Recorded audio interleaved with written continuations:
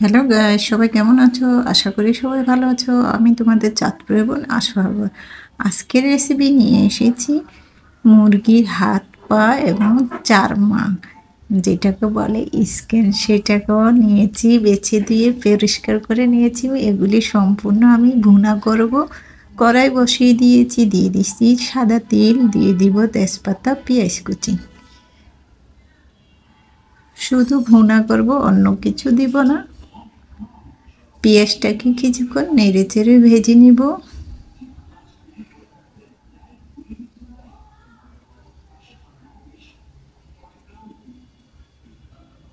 দিয়ে দিলাম 1 চামচ পরিমাণ আদা রসুন বাটা, দিয়ে দিব 1 চামচ পরিমাণ হলুদের গুঁড়া এবং লবণ। 1 চামচ পরিমাণ লবণটা দিয়ে দিয়েছি।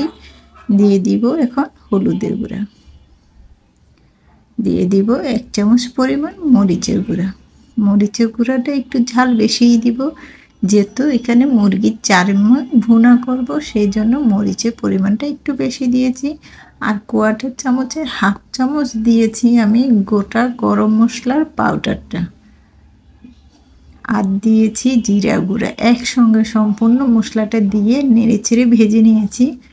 এখন পানি দিয়ে আমি মশলাটাকে কষিয়ে নিব।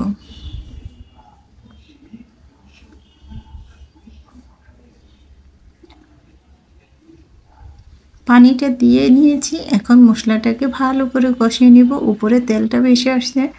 এখন আমি মুরগির হাত পা এবং চারমা সম্পূর্ণ একসঙ্গে দিয়ে দিয়েছি, দিয়ে নেড়েচেড়ে মিশিয়ে নিচ্ছি মশলার মধ্যে।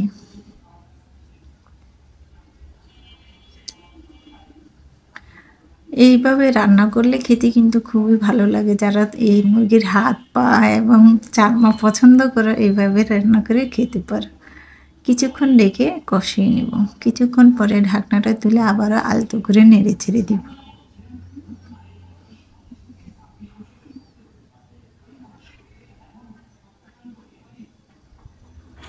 খুব সুন্দর করে কষিয়ে নিয়েছি, দিয়ে দিয়েছি সাথে কিছু কাঁচামরিচ কুচি।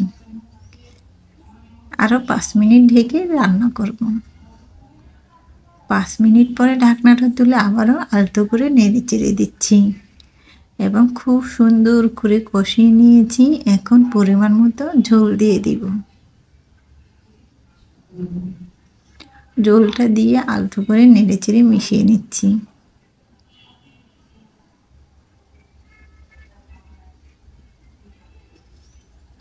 কিছুক্ষণ ঢেকে রান্না করব। কিছুক্ষণ পরে ঢাকনাটা তুলে আবারও আলতো করে নেড়ে চেড়ে দিব।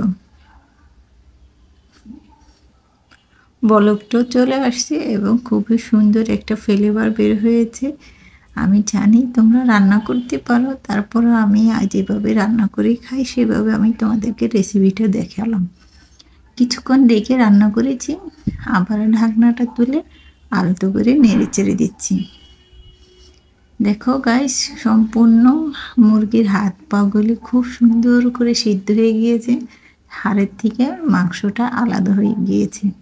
আমি এখন ধনিয়াপাতা কুচি ছড়িয়ে দিব।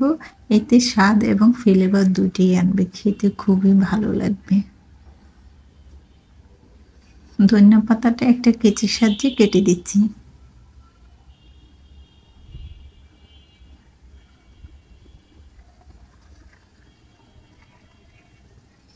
আমার কাছে কিন্তু মুরগির মাংস থেকে মুরগির হাত পা চারমা এগুলো খেতে খুব ভালো লাগে। আমি কিন্তু তেমন একটা মুরগির গোশটা পছন্দ করি না।